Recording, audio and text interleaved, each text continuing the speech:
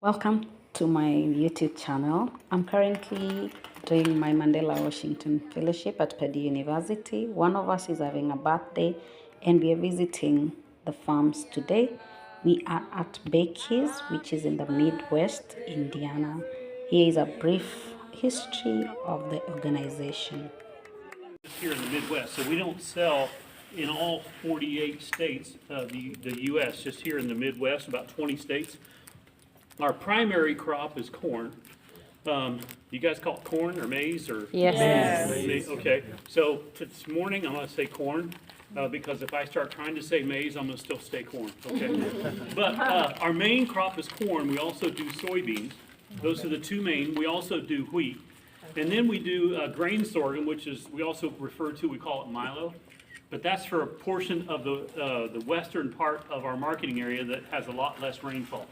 Because they can grow milo in an environment that only needs maybe half the amount of rainfall that corn needs to make a good crop, okay? Those are the main ones, and we also have what we call cover crops, which are different type of grasses or broadleaf plants that we can plant in a field during a fallow time of the year to grow, to help kind of preserve the soil, add nutrients, help build up the soil, okay? But our main focus is corn, soybeans, and wheat, okay?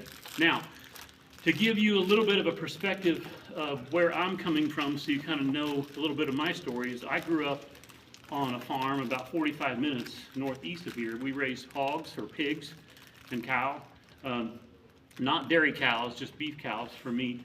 But we also grew corn, soybeans, wheat.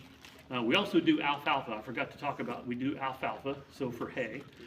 And but we grew Beck's corn and soybeans on our family farm when I was a kid. Yes, I heard you chuckle. I did, yeah. Yeah, that's been a few years, okay? I quit farming with my dad in 1983, and I'm guessing there's only, what, a couple of us, Gary, that are old enough to remember? I can remember 1983. Okay, I wasn't gonna say anything, but I quit farming with my dad in 1983, and I worked for Beck's for about 3.5 years in the 80s. There was only 14, 15 of us as employees. I left, went to college, went another direction in life, and then came back in 2009. So later on this month, it'll be my 16-year anniversary. When I came back in 2009, it was 180 of us, so grown from 15 to 180. Last week, we had 5 more join, and that puts us around 1,060. So it's grown from 180 employees to 1,060 full-time employees in the last 16 years. And so I worked across the road, working with customers and dealers as far as moving seed, talking about products and agriculture, agronomics. But 2/3 of my time is spent leading tour groups, because most of our tour groups, we actually have one coming in today. Beck's owns 8 jets and a helicopter. What? So they're like 9, 10 passenger jets, and then we've got 3 of them that are 17 passenger jets.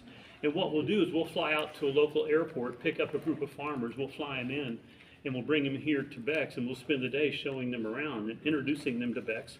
It allows us to show them, but tell our story, help them understand better who we are as a company, and what we do, and how we compete in the seed industry here in the U.S. with other global companies. Like some of you probably heard of brands like Pioneer or DeKalb.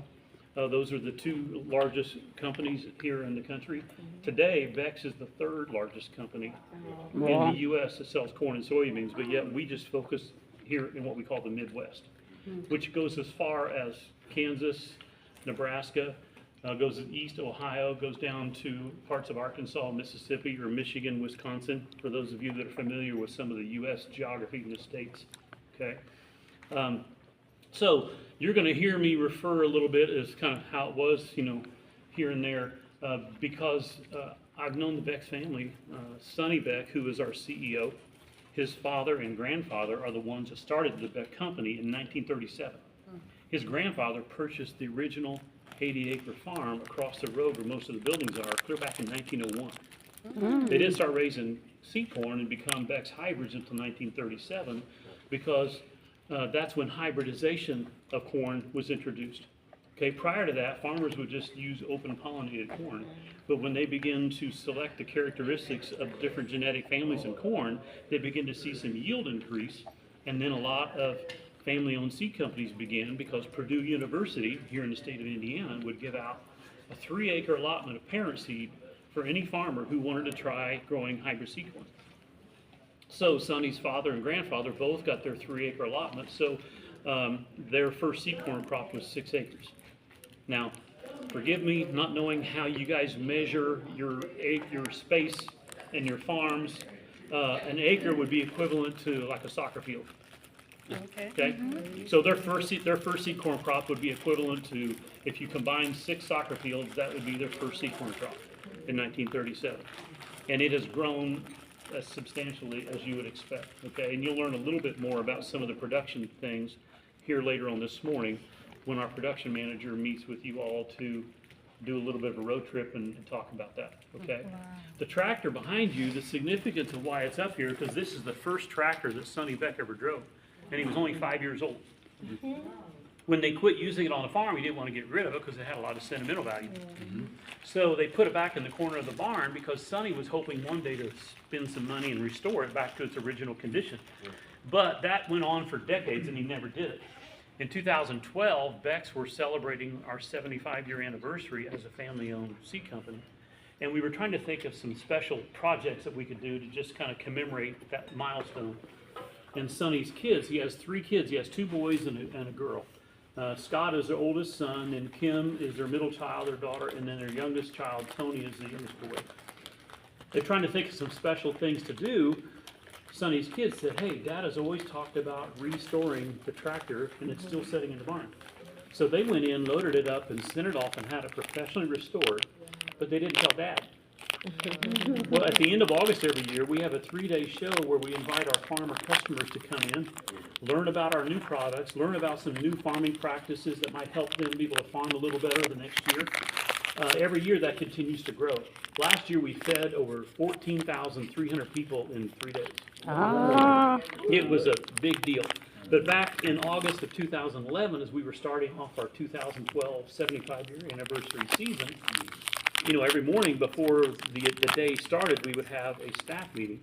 Well, after that first meeting, Sonny stepped up and talked about the 75-year journey of the family. And then as his comments were beginning to wind down, you hear this noise and you turn around and here's his youngest son driving his tractor out of the warehouse and presented it to Sonny in front of the whole staff. Wow. And so then afterwards we brought it up here and it's been on display ever since. Okay. So now, you guys are already doing it and that's great, taking pictures, videos, oh well. How many of you got a TikTok account? Okay, I don't want to be on TikTok. Okay. You're welcome to take pictures. You're welcome to do videos. Feel free to ask questions. Okay, if I say something that I'm talking too fast and doesn't make sense and it's confusing, please just speak up already. Are these his grandkids? Yeah. So in that picture, yeah, those are his grandkids. And there's another picture around here that'll be easier for you guys to see of his grandkids. So come on around here with me. We're going to kind of hit on some topics real quickly, and we'll keep moving.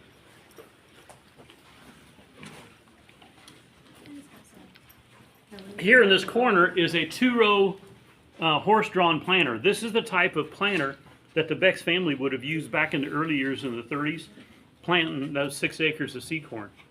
They would plant it with a horse-drawn planter like this. Then they would harvest it by hand like many of us would harvest our sweet corn patch.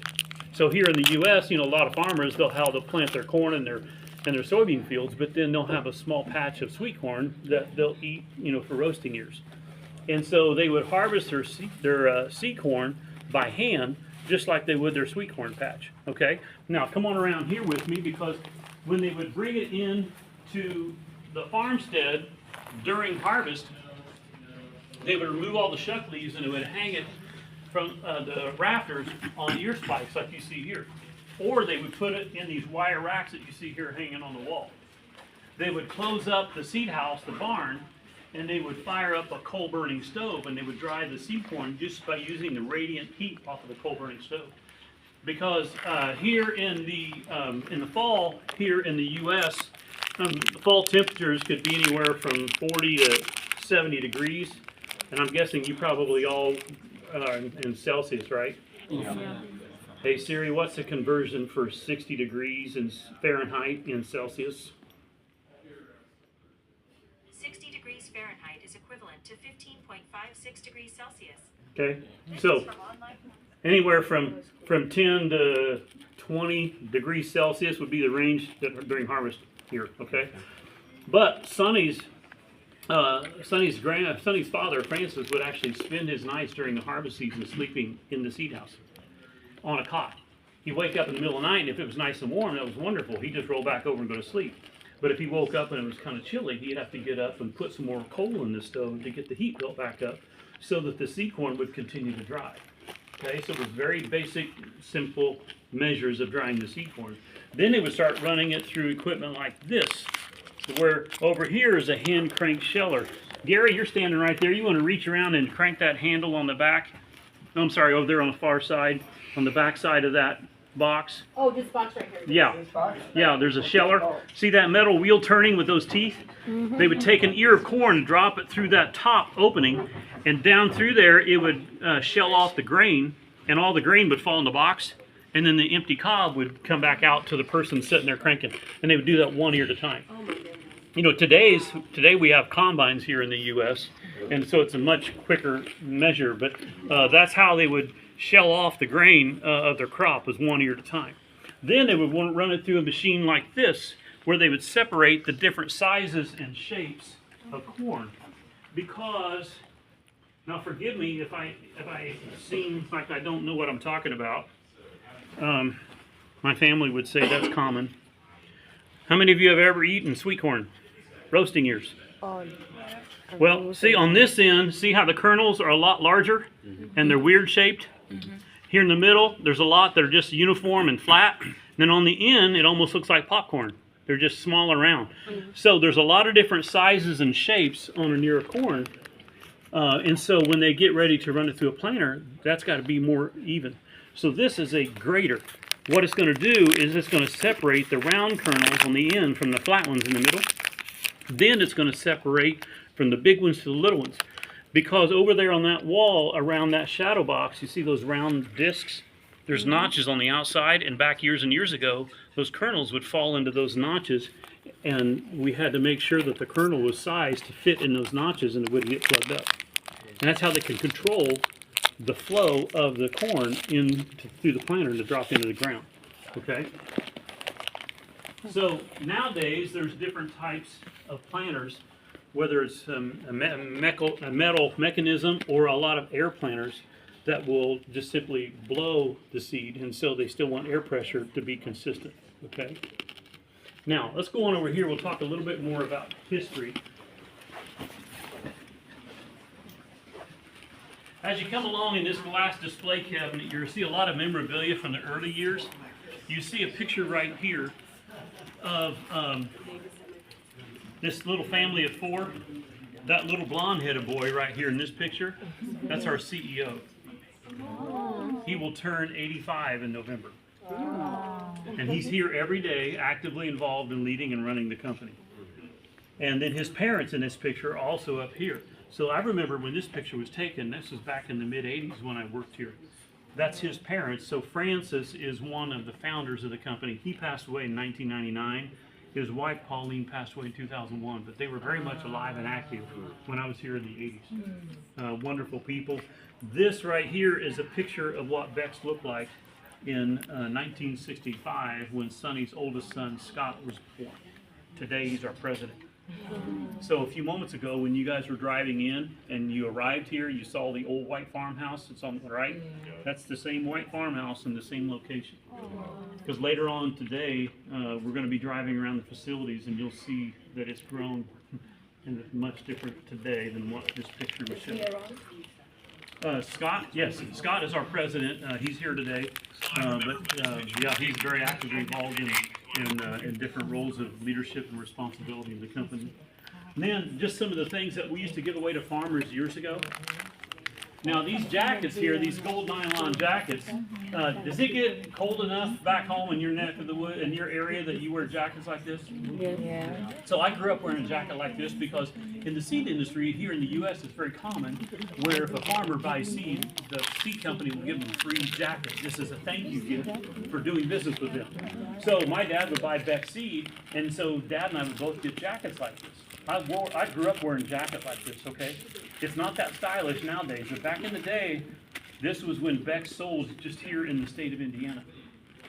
And you didn't have to see the patch on the chest of the jacket to know that it was a Beck's jacket. Because nobody else ever gave away such an ugly gold nylon. Okay. Now, come on down here.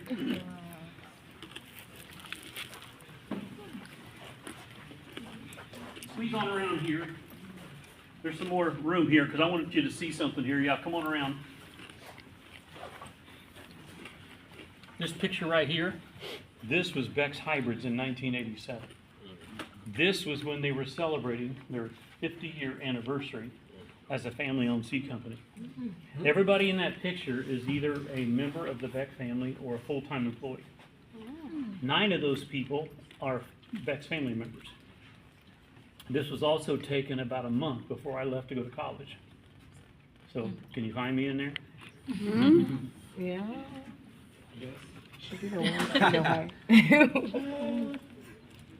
Yes. Yeah? You're Where? wearing the football T-shirt. This is Beck's at the back. No. The one in red. The one in Other red. side. The fourth after the blue guy. Gray t-shirt. No. Before college. Before Yeah. college, he's like He's the one here. The front row. The last The one first sitting down one. in On the corner? front row. Congratulations. That's- Yeah. You notice that guy has a whole lot more hair? Yeah. My point is, everybody, this was a great company to work for when I was here in the U.S. Okay, the Beck's family are great people. Last summer, my wife and I celebrated our 40-year anniversary. Sonny and Glenda Beck was at our wedding. His oldest son, Scott, who's our president, he and his family and my family, we went to church together for most of the years that I was away from here before I came back. My point is, I've had the privilege of getting to know the Beck's family personally. Scott's wife, Chantel, used to sing on the worship team with me at church. Scott and I, we co-led a small group Bible study at our church. You know, they were another family in the congregation. When I came back in 2009, and after being back for a while, I told Sonny and Scott, I said, it's amazing how much the company has grown, the success they've had, you know, the geography of where they're selling their seed, all that. But I said, what's equally amazing to me is how much the philosophy and the culture of the company was still very much the way I remember it when there was just a few of us. Yeah. Now, I'm standing here with you all this morning, and we're over 1,000 full-time employees. Has things changed? Yeah, there's things changed, but the philosophy and the culture and the way that the family operates the business is still very much the same as the way I remember it when it was just a family. The reason is because Beck's isn't a corporate company. Now, technically, we are a corporation, but Beck's owns the company, okay? Here in the U.S., you can't buy stocks of Beck's Hybrids on Wall Street, okay? The family genuinely owns the company. What that means is when we're making decisions on how we operate the business, we make decisions based on how is it going to be beneficial for the business and help the farmer who is our customer. We don't worry about the shareholder. We don't worry about the people from the outside that have invested into the company, because we don't have people from outside of the family, because the family owns the company. What it means is our decision process is based on what's going to be beneficial for the farmer customer, because if we can help them to be successful, that's something they're probably going to be mindful of, they're going to appreciate, and they're going to buy seed and become a customer of ours, and we all win. Yeah. We don't have to worry about making decisions about how it's going to affect the people that are investing into the company. And there's nothing wrong with that, because that's capitalism. You know, it's a great way of doing business and industry. It's just that we don't have to be concerned about how we split our loyalty to the farmer customer or to the shareholder investing into the company. Okay? But we can just do it different and be able to be very successful at it. Okay? Because the Beck's family are a strong Christian family. Their faith in God and in Jesus Christ is very strong, and it isn't something that we're ashamed of. They will share that openly. They don't cram it down anybody's throat, but it is who they are, and it's how they live their life, and it's what's important to them. And as they live that out, many of us, and myself included, where my personal faith journey with the Lord is important, that is something that's openly allowed to happen in the company. And here in the U.S., sometimes that can get a little bit iffy, Yeah. where, they try to squelch that. Not here at Beck's. Also, there's a lot of family-owned farms here in the U.S. that are also their faith journey in their family and in the multiple generations of that farming family is very important to them. And so it isn't a marketing attempt, it just happens.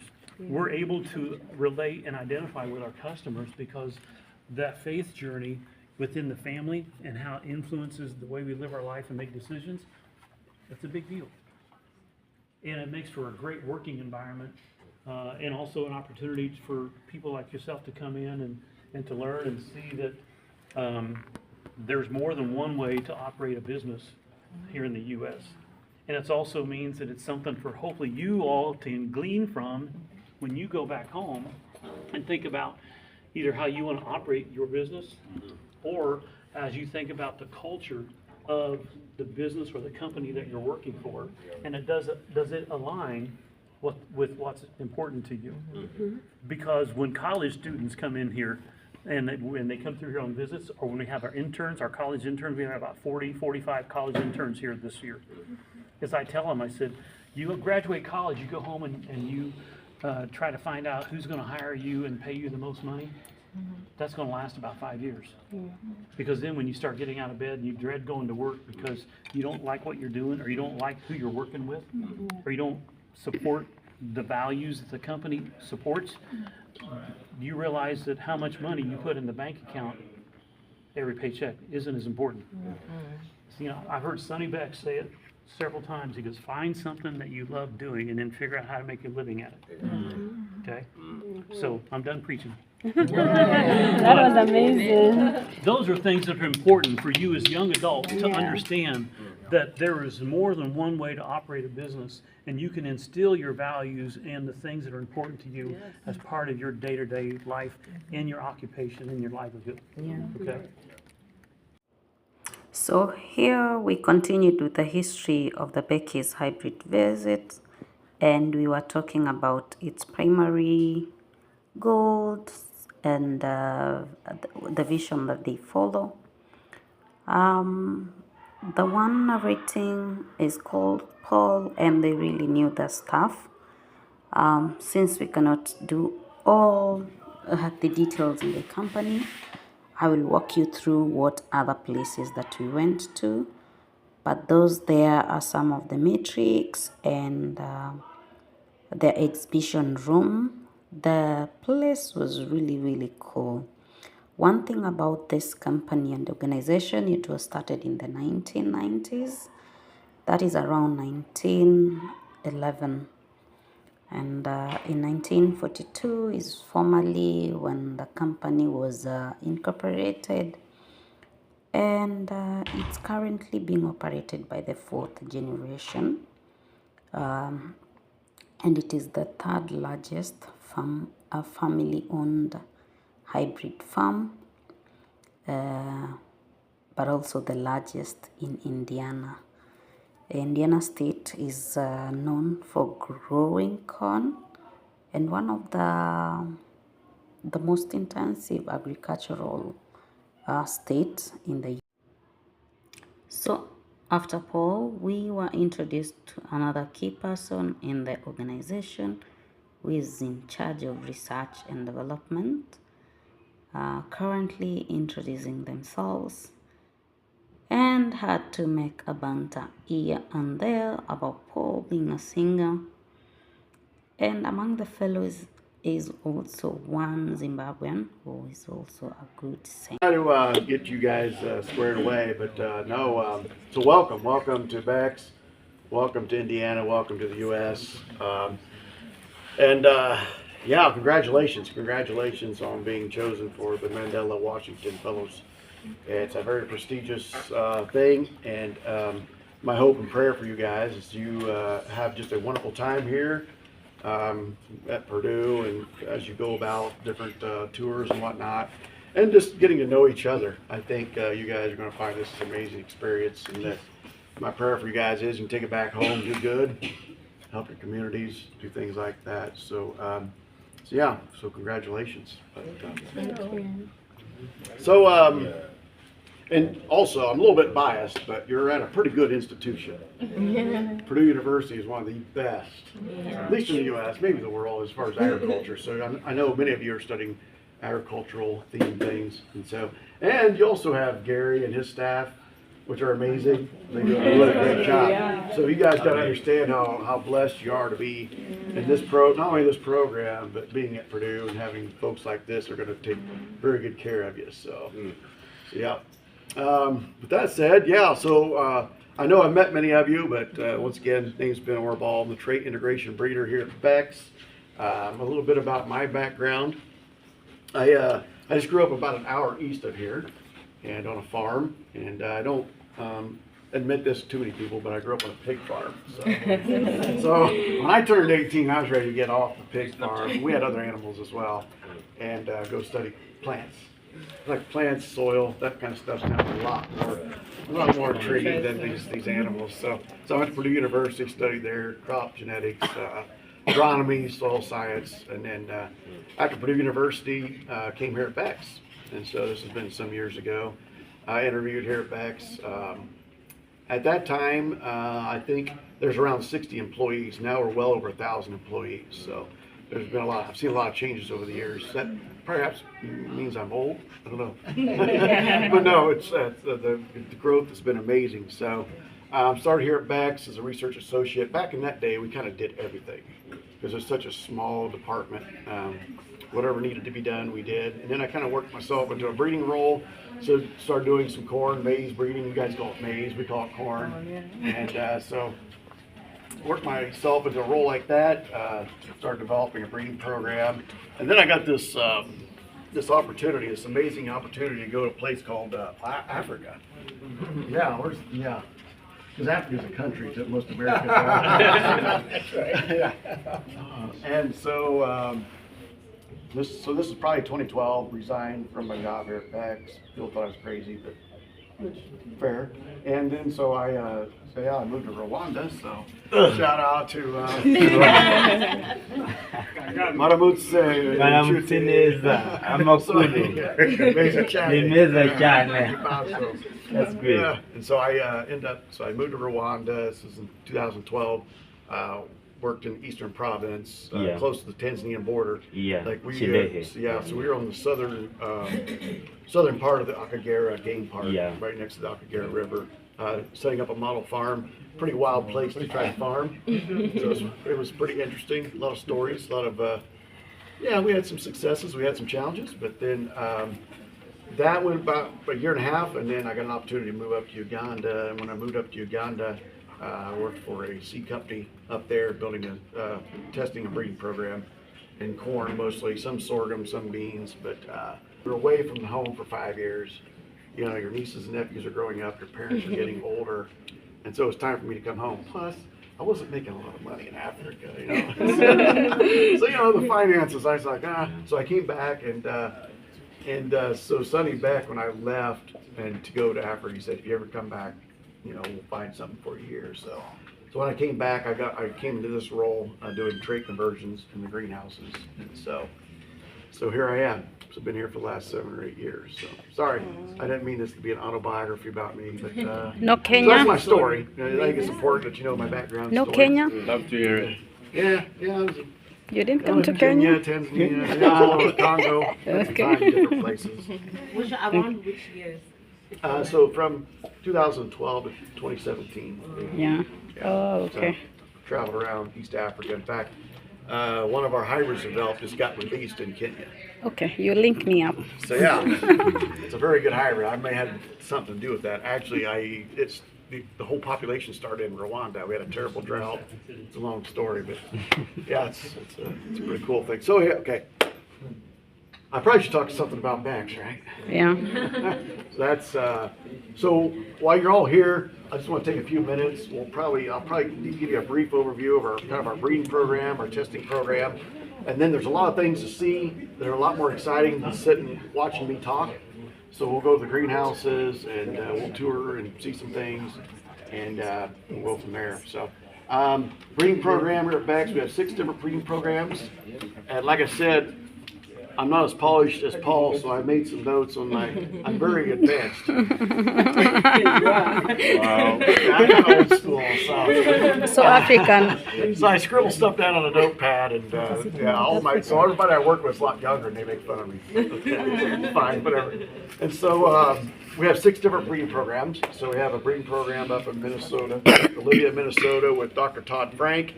So he's breeding for that northern region, Minnesota, Wisconsin, Dakotas. And then out in the west, we have a breeding program out in Nebraska. We have actually 3 breeding programs working out of Nebraska. We kind of consolidated our Iowa and Nebraska breeding programs. And so they're breeding for our western corn belt.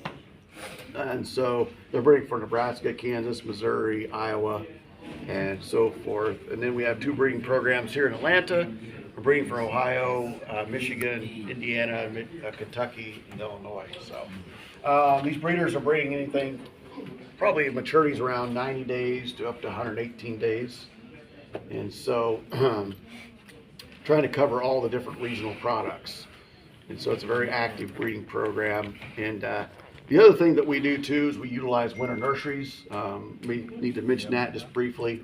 So when it's winter time here, we're growing another crop in the southern hemisphere.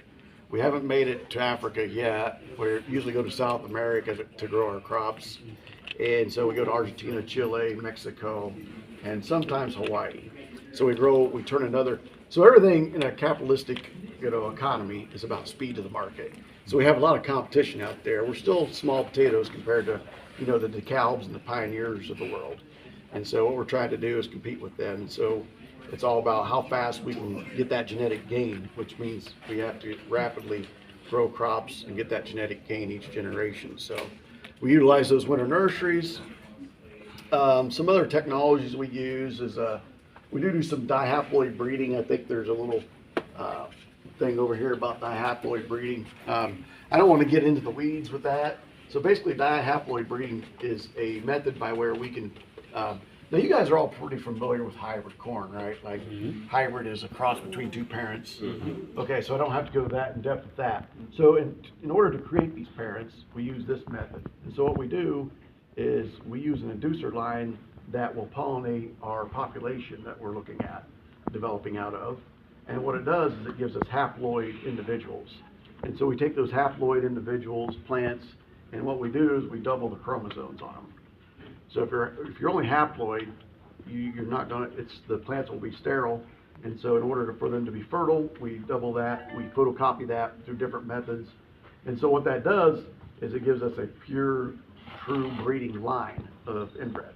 And the point to this is that it gets us there a lot faster than the traditional method of selfing. So we're cutting off a number of generations. And you can see here how many generations we're cutting off. So that's one method we use. It's not like new technology. A lot of the seed companies are using it. I would say our program is probably 80–90% haploids. And another thing that we use is genetic prediction or genomic prediction. So genomic prediction is basically where we take all of our different individuals that we're creating out of our populations and we fingerprint each plant. And so we'll genotype them. And so we know what the DNA on a molecular level is. And so what we do is we throw that into a model. And we also take that and we match it with what it's doing outside phenotypically. And so is it tall? Is it short? Is it early maturing, late maturing? And so we take all this data over multiple years and we throw it into a model. We use AI, use algorithms. And what these models are telling us is they predict the hybrids that we should be testing or not testing. So a breeder can create thousands, tens of thousands of hybrids. We can't test them all just because of logistically, just physically, and it's very costly. And so what this model allows us to do is throw away the bad, maybe keep the very good. And so we've been using that pretty heavily. So here in the U.S., And so what those traded products allow our farmers to do is protect the yield. And so we breed in various traits that make the plants resistant to insects, as well as some herbicides. And so it helps them control weeds, helps them control insects. So, but when the breeder develops something, they'll test it outside for a couple years and identify what's working outside for them. And once they identify those hybrids that are working outside for them, they will identify the parents to those hybrids, and they'll hand us off here in the greenhouse those parents. And so when they hand us those seeds, they do not contain these traits that I'm about to talk about. And so we have to go through this trait version process. And so they send us their seeds, usually after the fall, when they get all their data. When we bring them in the greenhouse, we match them up with a donor plant that's carrying the trait. So what we'll do is we'll cross a donor plant that's carrying the trait versus what the breeder gave us that's not carrying the trait. And what we'll do, So here we visited the greenhouse where they are doing their experiments, and they are at different levels, and quite a number of greenhouses. As you can see, they are planted in a controlled environment. Here we are at the bus, and this is the production manager of the farm, just giving us a brief history of what they do, what they plant, how they go about it, the farms that are in the market, like doing the hybrids, those under experimental, and the irrigation system, the management system. Yeah, so he was a Corteva, but seed production and production agriculture is in my blood, and I love it. Yeah. Part of what we're going to talk about today, we're going to show you just a few production fields. As you drive through most of the Midwest, you see these field production things, but you may not know some details about that. So I'm going to talk a little bit about the agronomy that our teams and our farms kind of go through to try to produce a crop. In seed corn production, the seed quality is the most important thing that we're coming up with. So we certainly want production. We want to make sure we have yield, but the seed quality. And so in seed production, we're making a hybrid. So we're taking the two inbreds, like Ben probably explained, and making a more genetically superior product. And so you'll see in these fields, you kind of see one row that looks a little different than the others. Yeah. And that's the male row. So we'll do this 4-1 pattern typically, and we'll allow the tassel to come out the one row. The other 4 rows will remove the tassels. A field up here that we're getting ready to show you in a minute, on this coming Friday, we will start to remove those tassels. That tassel is starting to exert itself up out of the canopy, and so we'll use mechanical means with basically a lawnmower blade or a cutter that cuts the part of the tassel off, and then we'll allow that tassel to grow up out of the top of those plants, and then we'll physically remove those with go-kart tires, small little tires that run together, and we'll remove about 80 to 90% of those tassels in the field, and then we'll come through and walk those fields 2 or 3 more times to make sure that we maintain purity in the field. So here we went across the farm just to get a picture of how the farm is distributed in terms of the different functions, and then we went to the warehouse where I'll take you to. Hybrids and varieties of beans, we put that out there, and we let farmers look at these nice big signs we have up front that tells you about the hybrid and where it's best planted, and farmers come through and look at that show plot there. Actually, it's a pretty pleasant day because you guys have been here for 2 weeks. Last week was pretty warm. We've had a little bit of a break. So I was a little bit farther south in Tennessee on a family vacation last week, and it was quite a bit warmer than what it is today for sure. So this is a processing tower, conditioning tower. Yellow tube is going to go down into the grain, and it's going to vacuum out the sample of wheat. The truck will pull forward and then it will unload the truck right over the dump. So this dump is just a big high-speed conveyor. Okay, it's not a big open pit where you just open the door and it all drops in. It's a high-speed conveyor. We can unload a semi in about 15 minutes. They'll take a moisture sample and then they'll take a seed count sample, because we sell soybeans, not. So here we are still at the sorting room, and this is a floating glass. I mean, this company is so innovative, and they use the facility to do like agritourism. So we're on top of a glass. Below there is where the soybeans are sorted and put into bags for resale to farmers for replanting. The system is so mechanized that the amount of labor that is required is low. So I'm also taking a picture of myself and a video, of course, for you guys. You can see there is the floor and then there is that floating glass. And below the glass is where they are doing the sorting. It's currently not a busy season, so the workflow is currently low. Activity of the machine. When the soybeans are flowing through the machine, it flows downstream at a real steep angle just by natural gravity flow. It'll begin to singulate the soybeans in the single file channels. You see there how fast it's running. It just looks like a blur. And then here where the light is shining on it, there's a high-speed digital camera. And it will identify any of the seeds that are discolored, and it will identify and sort out any soybeans that are different than that ivory cream color that would naturally be the color of a soybean, okay? So if you've got a disease called purple seed stain, it's because it's purple. Anybody ever played air hockey? An air hockey table? So the air hockey table looks like a miniature football field, but it's about this wide and about as long as you are tall.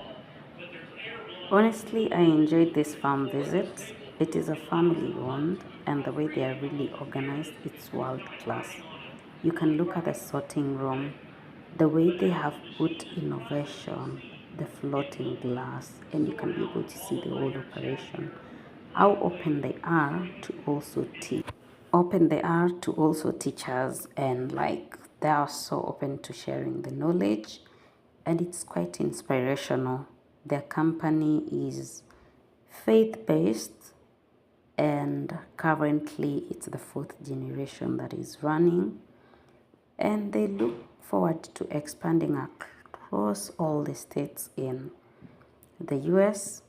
So in case you are maybe asking, will they be coming to Africa? No, not any sooner, because still there is markets in the United States. So as you can see, we are looking at the bottom of the floating glass that we were. Those are the sorting places for the soybeans. And this is only one of the facilities that is within Indiana, where the organization was started.